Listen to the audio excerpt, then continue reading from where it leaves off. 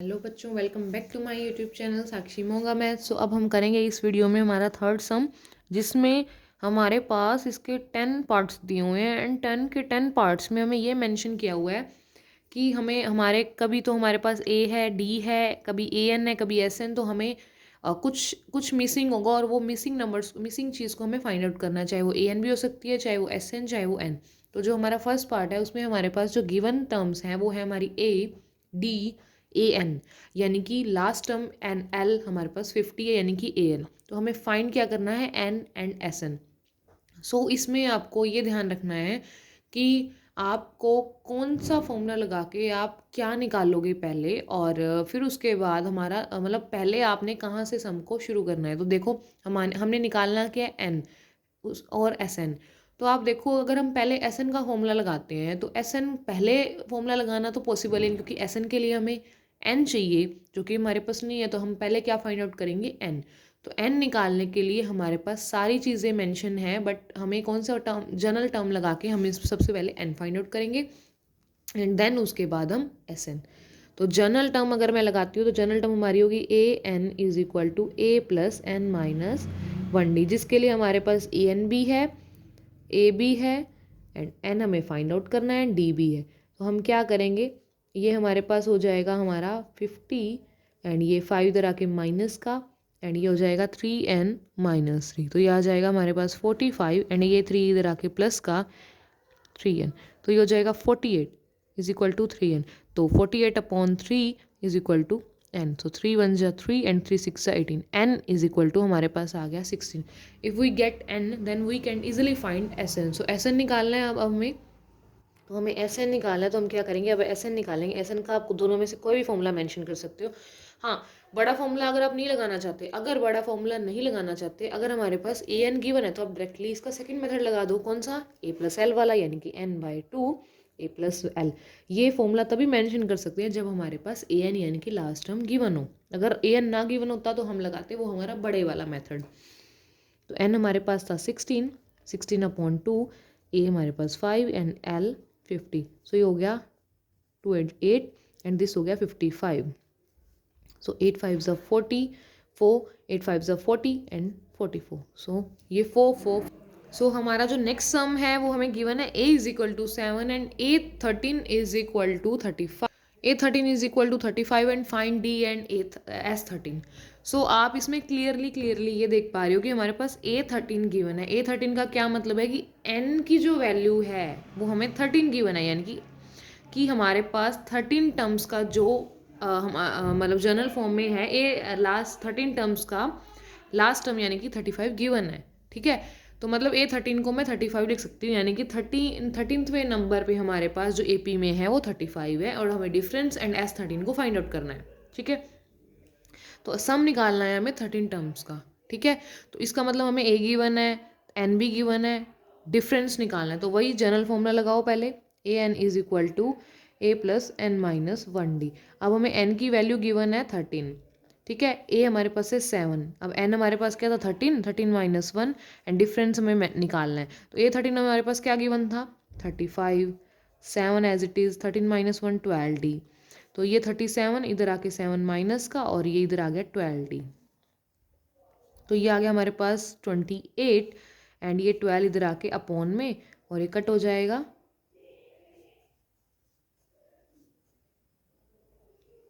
तो ये आ गया हमारे पास 7/3 हमारा डिफरेंस आ गया। अब डिफरेंस आने के बाद हमने निकालना था SN, S13। सो S13 निकालना था। इसका मतलब हम दोनों में से कोई भी फॉर्मूला आप मेंशन कर सकते हो। इसमें मतलब हमारी 13 टर्म्स का जो सम निकलेगा, और n की वैल्यू हमें 13 दी हुई है। तो 13/2 मतलब n/2 a प्लस एल। ए हमारा है 7 प्लस एल लास्ट टर्म। अब देखो लास्ट टर्म तो हमें गिवन ही नहीं, क्योंकि हमें an गिवन नहीं है, a13 गिवन है। इसका मतलब जहाँ पे हमारे पास a13, हमें s13 निकालना है ना, n की वैल्यू 13 है, मतलब टोटली हमारे पास 13 टर्म्स ही थी। टोटल हमारे पास 13 टर्म्स ही थी, और AP में हमें 35 दिया हुआ है, मतलब ये हमारा an होगा, यही हमारी लास्ट टर्म होगी। तो इसको हम l की जगह यूज़ कर सकते हैं।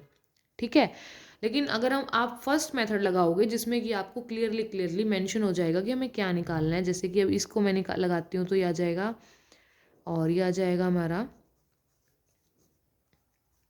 तो ये आएगा हमारा 273। लेकिन आप अगर दूसरा मेथड लगाना चाहते हो n/2 2a क्या आ जाएगा 14 प्लस n-1 मतलब 12 और डिफरेंस हमारा था 7/3। तो इस मेथड से भी आप कर सकते हो। n की वैल्यू 13/2, ये आ जाएगा 14 एंड 3 4 जो 12 4 7 28। ठीक है, तो इससे भी हमारे पास यही आने वाला है 273।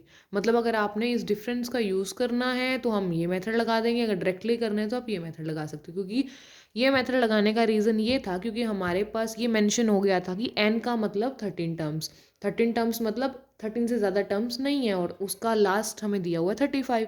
तो दैट मीन हमें n की वैल्यू 35, an को हम 35 लिख सकते हैं। ठीक है, तो ये था हमारा मतलब, इसका मतलब ये भी हुआ क्योंकि जो 13वीं टर्म है हमारे पास, ये 13वीं टर्म है और यहाँ पे 35 दिया हुआ है, तो मतलब ये हमारी क्या है ए 13वीं टर्म। तो 35 दिया हुआ है, देखो लास्ट में दिया हुआ, तो इसका मतलब ये हमारा क्या होगा ए एन। तो हम इसलिए इसको एल की जगह मेंशन कर दिया। ठीक है, तो यही था ये मेथड आप दोनों में से कोई भी लगा सकते हो। उसके बाद हम बात करते हैं हमारे थर्ड पार्ट। अब आप देख सकते हो हमारे थर्ड पार्ट में हमें ए 1237 दिया हुआ है एंड डी 3 दिया हुआ है and find A and S 12।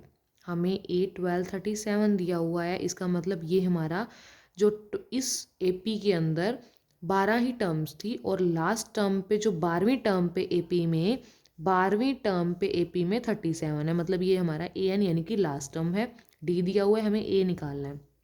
तो आप क्या करोगे, ए 12 को यहाँ पे जनरल फॉर्म लगाओगे ए प्लस n-1d, जिसमें हमारे पास ए 12 की वैल्यू है 37, ए हमारे पास मेंशन नहीं है, n हमारे पास गिवन है 12, तो n-1 11 और डिफरेंस है 3।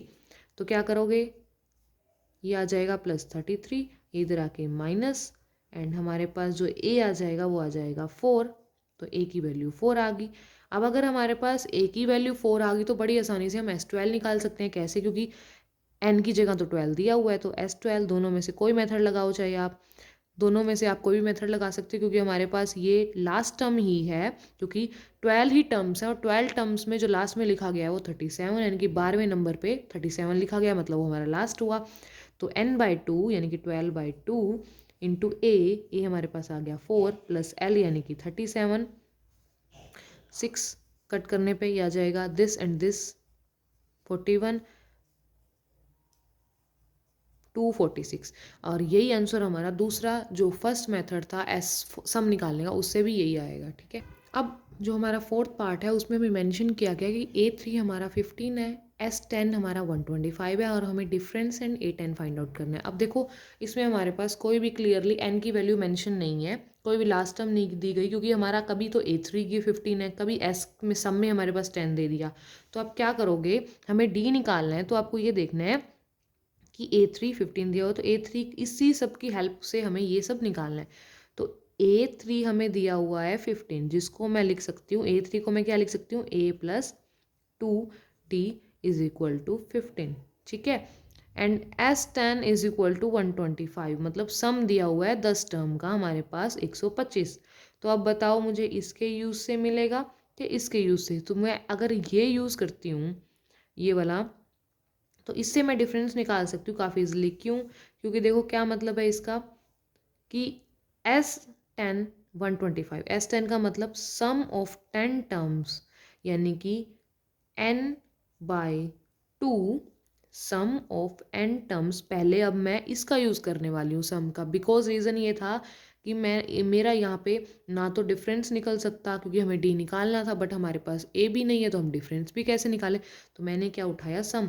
सम को मैं क्या लिख सकती हूँ, n/2 a प्लस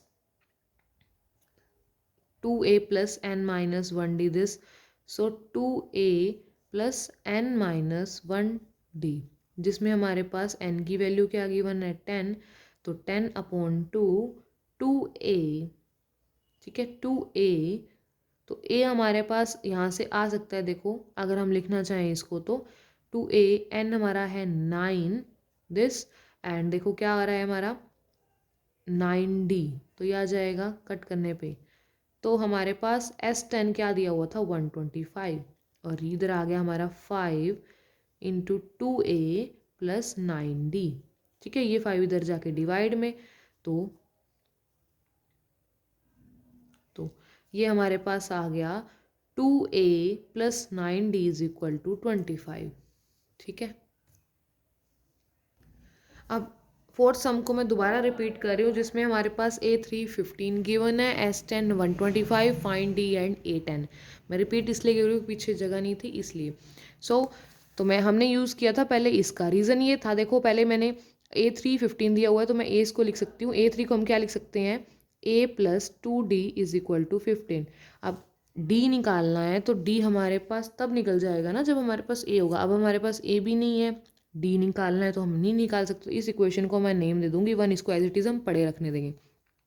अब यूज़ करेंगे हम S10 का, तो S10 हमारे पास गिवन है 125, मतलब जहाँ पे हमारे सम ऑफ 10 टर्म्स 125 गिवन है, तो हम फॉर्मूला लगाएंगे n/2 2a प्लस n-1d वाला। अब मैंने ये फॉर्मूला क्यों लगाया, फर्स्ट फॉर्मूला सेकंड मेथड क्यों नहीं लगाया, क्योंकि उसमें हमारे पास l पूछा गया था जो कि हमारे पास नहीं है।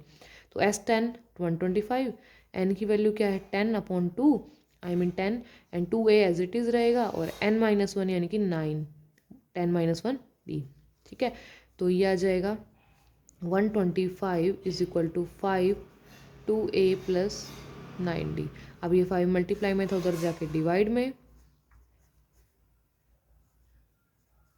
तो ये आ जाएगा 2a प्लस 9d। तो ये आ जाएगा 25 is equal to 2a plus 9d, जो कि हमारी इक्वेशन आ गई थर्ड। मैंने ये इक्वेशन बनाने के लिए इसमें फर्स्ट मेथड लगाया, अदरवाइज मैं सेकंड मेथड भी लगा सकती थी। तो अब हमने क्या किया, देखो कुछ इक्वेशंस आ रही हैं, तो हम दोनों इक्वेशंस का यूज़ करके अब हम निकालेंगे या तो a या d। देखो तो अब हमारे पास क्या था, तो हम क्या करेंगे, अब सेकंड माइनस इक्वेशन 1। ठीक है, जिसमें बट हमें एक बात ध्यान रखनी है, अभी 2a plus 9d is equal to 125 था, इसमें से हमें ये इक्वेशन माइनस करनी है। आपको चाहे d निकालना है चाहे आपको a निकालना है, तो आपको एक बात ध्यान रखनी है, इन दोनों में से कोई एक जो इनका कोफिशिएंट सेम होना चाहिए। मतलब a वाला है तो मैं इस इक्वेशन को 2 से मल्टीप्लाई करूँगी, क्योंकि मुझे a के आगे यहाँ पे 2 चाहिए।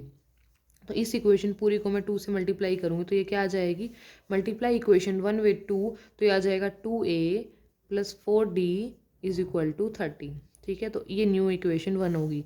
अब इसमें से मैं सेकंड में से ये माइनस कर दूंगी, 2a प्लस 4d। रीज़न ये था इस इक्वेशन 1 को मल्टीप्लाई करने का 2 से, क्योंकि हमें जब भी कोई ऐसी लीनियर इक्वेशंस आ जाती हैं जिसमें कि दो अलग अलग वेरिएबल होते हैं हमारे पास, तो हमें एक वेरिएबल के कोफिशिएंट्स को सेम करना पड़ता है ताकि वो कैंसिल आउट हो जाए। ठीक है, तो हम माइनस करेंगे तो ये आ जाएगा 30।